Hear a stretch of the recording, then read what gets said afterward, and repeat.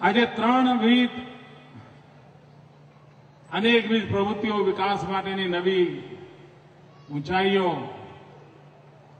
એના દર્શનનો અવસર મેં અગાઉથી કહ્યું છે મિત્રો, પહેલા દિવસથી જ્યારથી આપણે મને આપણો પ્રતિનિધિ બનાવ્યો છે ત્યારથી મેં કહ્યું છે કે વિકાસ મારે પૂર્વનો એટલી ઊંચાઈએ લઈ જવો છે કે પશ્ચિમવાળાને એમ લાગે કે આપણું પૂરબ જેવું કંઈક થાય. અને એના ભાગરૂપે શિક્ષણને મહત્વ આપ્યું. અહીંયા કોલેજથી શરૂઆત કરી અને હવે ડેન્ટલ કોલેજનું નિર્માણ કરવા માટેના ભવનનો શિલાન્યાસ મેં આજે કર્યો. એક સમય હતો અહીંયા રૂક્ષ્મણીબેન હોસ્પિટલ, અડોશ પડોશવાળાને ખબર નહોતી કે અહીંયા હોસ્પિટલ છે, પડોશમાં ખબર નહોતી કોઈ. ગયા 3-4 વર્ષથી લગાતાર એમાં ઇમ્પ્રુવ કરતા અનેકવિધ સ્પેશિયાલિસ્ટ ડોક્ટર લાવવાને કારણે, ત્યાંની ટીમે ખંતથી કામ કરવાને કારણે આજે સ્થિતિ એવી બની કે રૂક્ષ્મણી હોસ્પિટલ માટે નવું ભવન ઊભું કરવું પડે, એનો વિસ્તાર કરવો પડે એવી આવશ્યકતા ઊભી થઈ અને આજે એનો પણ શિલાન્યાસ કરી દીધો.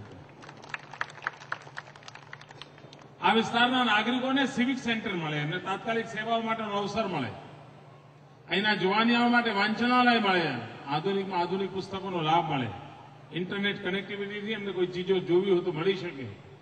એ હેતુથી એક વાંચનાલય, એક સિવિક સેન્ટર, એનો પણ શિલાન્યાસ કર્યો છે. મિત્રો, આજે હું આ એક જ કલાકમાં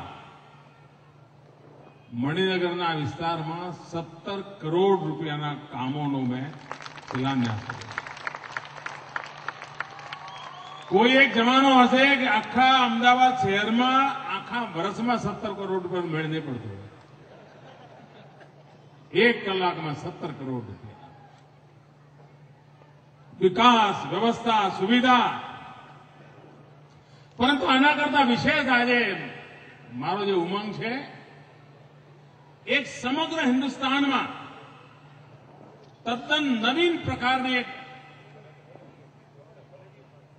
શરૂઆત આજે ગુજરાતની ધરતી પર થઈ રહી છે. અને આ નવીન પ્રકારની શરૂઆત ગુજરાતની ધરતી પર થઈ રહી છે. મિત્રો, મને વિશ્વાસ છે કે આખા દેશનું ધ્યાન આમાં જવાનું છે. આ જી ઓટો છે શું, લોકો પૂછશે અને ધીરે ધીરે એનું એક નામ થશે. મિત્રો, જેમ કલકત્તા એના ટાંગા માટે પ્રસિદ્ધ હતું, મુંબઈની સબબ ટ્રેન માટે પ્રસિદ્ધ હતું, આજકાલ દિલ્હી મેટ્રો ટ્રેન માટે પ્રસિદ્ધ થઈ રહ્યું છે. આખું હિન્દુસ્તાન ગુજરાતને જી ઓટોને કારણે ઓળખતું થશે. મિત્રો,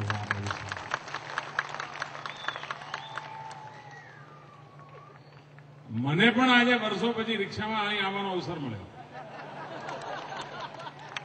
અને નસીબ જુઓ મિત્રો, નસીબ જુઓ.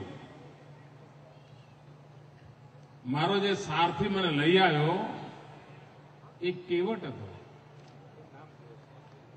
કેવટે કોને પાર કર્યા હતા મિત્રો? કેવો અદભુત ઘટના છે. આજે મને કેવટ અહીંયા લઈ આવ્યો. ક્યારે કોઈ કલ્પના કરી હતી નહીં તો રિક્ષા અને રિક્ષા ડ્રાઈવર એટલે કેવી આબરૂ બની ગઈ.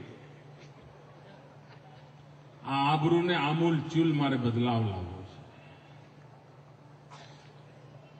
અહીં હિન્દુસ્તાનના ખૂણેથી કોઈ માણસ આવે તેને સૌથી પહેલા કોનો ભરોસો કરવો? તો એમ કે ભાઈ એમ કરો, આપણે ઓટો રિક્ષાવાળાને પૂછો એટલે ચિંતા નહીં, એ સાચું કહે છે. મારે આ સ્થિતિ પેદા કરવી છે. એક ભરોસો નિર્માણ કરવો છે, એક વિશ્વાસ નિર્માણ કરવો છે. અને એમાંથી આખી યોજનાએ આકાર લીધો છે. નાગરિકોને સુવિધા મળે, ઓટો રિક્ષા ડ્રાઈવરની જિંદગીમાં બદલાવ આવે, એના કુટુંબના સુખની ગેરંટી ઊભી થાય, એની સમાજ માટે સંવેદના ઉભી થાય. એ આ નગરનો એમ્બેસેડર છે. કોઈ પણ નાગરિકને મળે તો મારા નગરનો એક પ્રતિનિધિ છે. મેયર મહેમાનને મળે કે ન મળે, પણ મારો એક ઓટો રિક્ષાનો ડ્રાઈવર મળે એટલે પેલાને મેયરને મળે જેટલો આનંદ થાય એ મારે સ્થિતિ પેદા કરી છે. અને એમાંથી મિત્રો આખી આ યોજનાએ આકાર લીધો છે. આજે પણ હિન્દુસ્તાનમાં અસંગઠિત ક્ષેત્રના કામગારો માટે કોઈ ચોક્કસ વ્યૂ સાથે વિકાસની રચના નથી ઉભી થઈ. અનઓર્ગેનાઇઝ સેક્ટર માટે એક એવા પ્રકારની કાયમી વ્યવસ્થા થાય, એમના જીવનની અંદર નિશ્ચિત પ્રકારનો ઉત્તરોત્તર પ્રગતિનો અવસર ઉભો થાય. આવી વ્યવસ્થા આજે હિન્દુસ્તાનમાં વિકસી નથી. મિત્રો, ગયા એક વર્ષથી હું હ્યુમન ડેવલપમેન્ટ ઇન્ડેક્સ પર કામ કરી રહ્યો છું. ગુજરાતના ગરીબમાં ગરીબ માનવીના જીવનની અંદર પરિવર્તન લાવવા માટેની મથામણ આદરી છે. છેવાડાના માનવીને શિક્ષણ હોય, આરોગ્ય હોય, આવાસ હોય, પૂરતું ભોજન હોય, પૂરતી ઊંઘ મળી શકે, એવી જિંદગી એને લાભ થાય, એનો સૌભાગ્ય મળે, એના માટે હ્યુમન ડેવલપમેન્ટ ઇન્ડેક્સ માટેની એક મથામણ આદરી છે. આ જી ઓટો એ બે બાબતોને શરૂ કરે છે. એક, અસંગઠિત ક્ષેત્રના કામદારો માટે યોજનાબદ્ધ રીતે વિકાસનું એક નવું મોડેલ, અને બીજું, હ્યુમન ડેવલપમેન્ટ ઇન્ડેક્સને માટે થઈને ઓટો રિક્ષાના પરિવારજનોના જીવનની અંદર સુખની દિશામાં બે કદમ, અને એમાંથી આખી યોજનાએ આકાર લીધો છે. અને હું ઈચ્છું મિત્રો કે આ જી ઓટો જે છે, આ જી ઓટોના જે રિક્ષાવાળા છે, એની એક નવી ઓળખ ઉભી કરીએ.